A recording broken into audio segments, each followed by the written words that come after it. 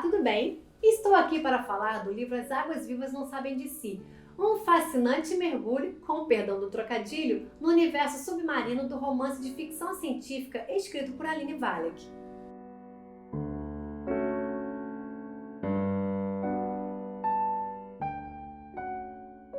Este é um daqueles livros que, quando começamos, não paramos mais. Somos envolvidos pela narrativa da autora em sua fábula sobre a vida em sociedade. Vamos conhecer juntos essas histórias, suas criaturas e seu universo?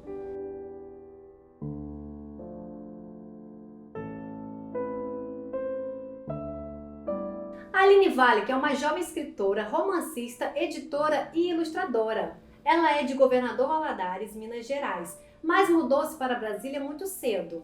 Formou-se em Publicidade e Propaganda pelo Instituto de Ensino Superior de Brasília. Além de As Águas Vivas Não Sabem de Si, a Aline já publicou Hipersonia Crônica, Pequenas Tiranias e, recentemente, Cidades Afundam em Dias Normais. A Aline também é colunista e influenciadora digital. Escreve principalmente sobre tópicos feministas, como representações das mulheres na publicidade, cultura e as conexões entre mulheres e literatura.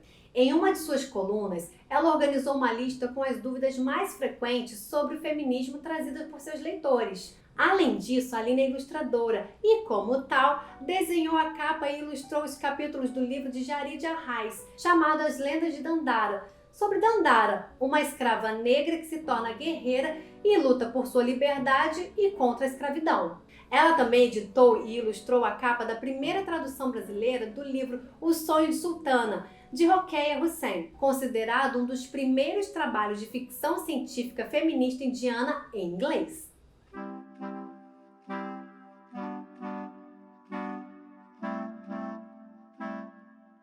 As Águas Vivas Não Sabem de Si é um romance de ficção científica escrito por Aline Wallach. É uma fábula sobre a solidão e a necessidade de estar junto, de se desconstruir e de buscar novas significações, que se passa em um cenário nem um pouco convencional. Corina faz parte de uma equipe encarregada de testar trajes especiais de mergulho nas proximidades de uma zona hidrotermal. São 5 pessoas que trabalham isoladas em uma estação a 300 metros de profundidade, a Auris. Como o abismo diante delas, escuro e misterioso, cada uma tem algo a esconder. Nesse ambiente, Corina tem de enfrentar seus dilemas e os dos colegas em uma expedição liderada por um cientista obcecado por encontrar vida inteligente no fundo do oceano.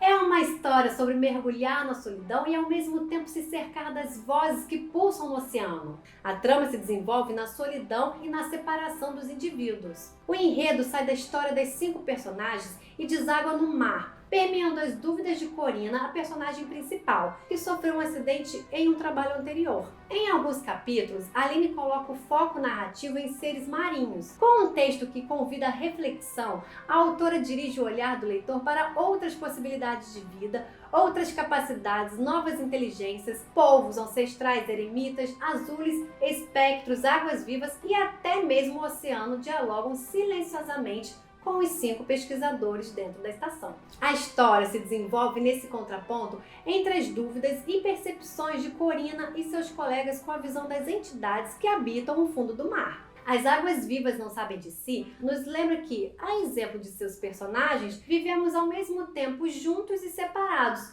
conectados e desconectados de tudo, muitas vezes ignorando a vida que pulsa ao nosso redor.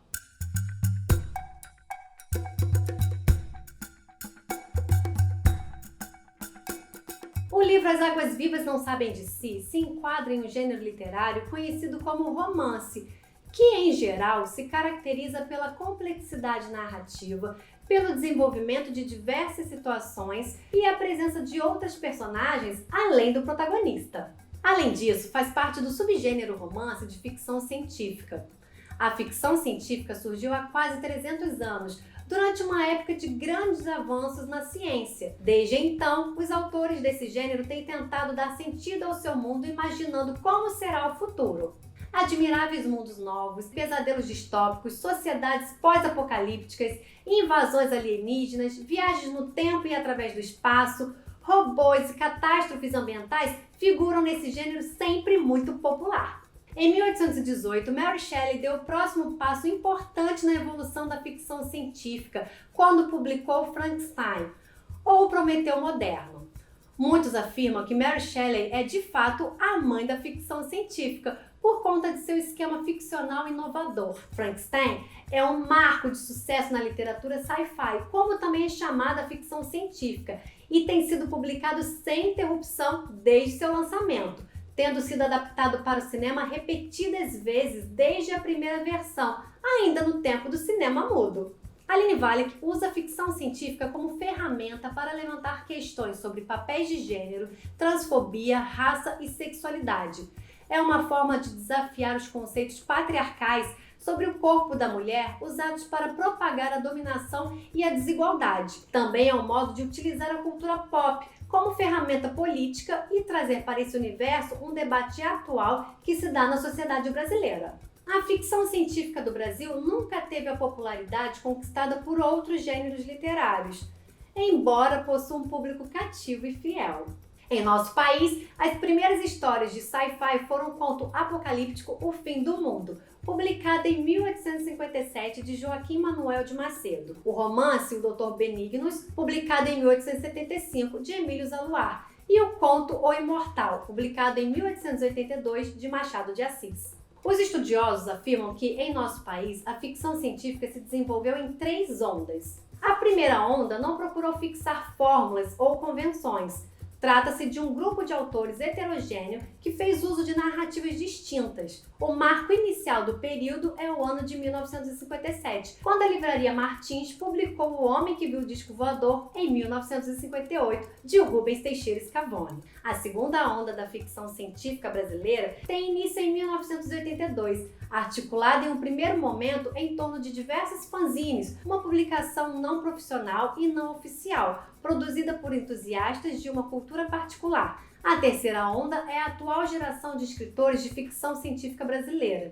que começou com a transição dos fanzines para os meios eletrônicos como blogs e revistas eletrônicas. Com o surgimento das redes sociais, a divulgação desse tipo de obra começou a ganhar mais espaço. Os temas relacionados ao livro são ficção, mistério e fantasia, já que está posta e tratada ao longo da obra uma realidade ancorada em criações científicas às quais ainda não temos acesso e que visam um futuro não tão próximo. Contudo, apesar de o romance reforçar um discurso em defesa da objetividade da ciência e dos cientistas, a narrativa oferece toda a imensidão do oceano para que possamos, na quietude, refletir sobre a solidão, o silêncio, o individualismo, o coletivismo e, principalmente, sobre o protagonismo do ser humano no planeta. A leitura de As Águas Vivas Não Sabem de Si também possibilita uma robusta discussão acerca da escolha da profissão. Além de as personagens refletirem e ponderarem frequentemente sobre o assunto, um rol de profissões é ali apresentado. Umas diretamente, como oceanografia e engenharia naval, outras nem tanto, como cineasta de meio aquático.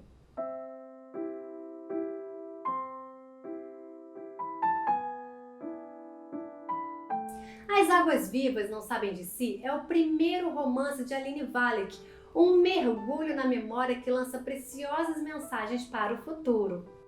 As Águas Vivas Não Sabem de Si é um excelente representante do gênero romance de ficção científica na literatura brasileira. O texto de Aline Wallach apresenta reflexões sobre a vida e sociedade em meio a elementos como ficção, mistério e fantasia. O livro é um prato cheio para quem gosta de biologia, apresentando a vida marinha por um viés ficcionista, mas com referências reais do reino do mar e suas criaturas.